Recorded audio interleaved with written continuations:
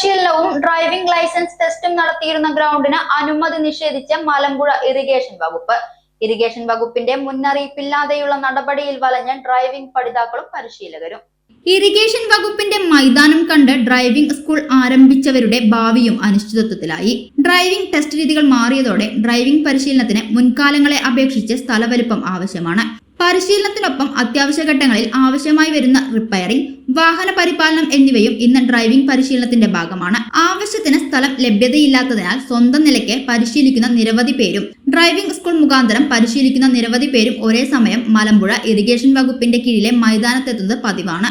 Driving പരിശീലനത്തിന് ശേഷം motor vehicle ഉദ്യോഗസ്ഥരുടെ മേൽനോട്ടത്തിൽ നടക്കുന്ന മികവ് പരിശോധന നടക്കുന്നതും ഇറിഗേഷൻ മൈതാനത്താണ്.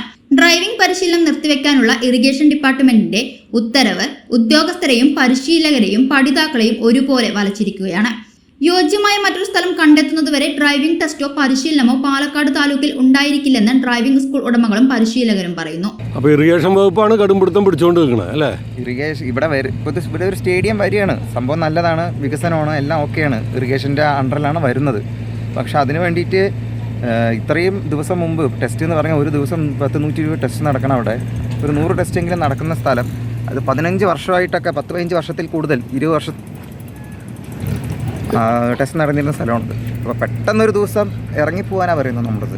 നമ്മളൊന്നും പണിയില്ല, അത് വെറുതെ ഇങ്ങനെ വന്ന് നിൽക്കണം. എന്നും രാവിലെ വന്ന പോലെ ആ ശീലത്തിൽ അങ്ങനെ എന്താ രാവിലെ വരികയാണ്, വന്ന് കുറച്ചു നേരം ഗ്രൗണ്ടിൽ നിന്നിട്ട് പോവുകയാണ് വെറുതെ. ഇറിഗേഷൻ വകുപ്പിന്റെ സ്ഥലമായ ഇവിടെ സ്റ്റേഡിയം പണിയാനുള്ള നടപടികൾ ആരംഭിച്ചതിനാലാണ് ഈ മാസം 27 മുതൽ ഒഴിഞ്ഞു പോകാനുള്ള കത്ത് നൽകിയിരിക്കുന്നത്.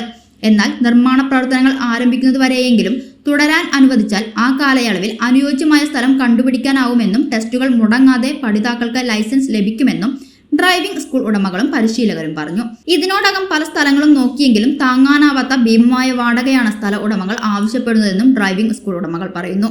അഡ്മിഷൻ എടുത്ത ആൾക്കാർ, പഠിതാക്കളും അതുപോലെ തന്നെ ഞങ്ങളും വളരെ ദുരിതത്തിലാണ്.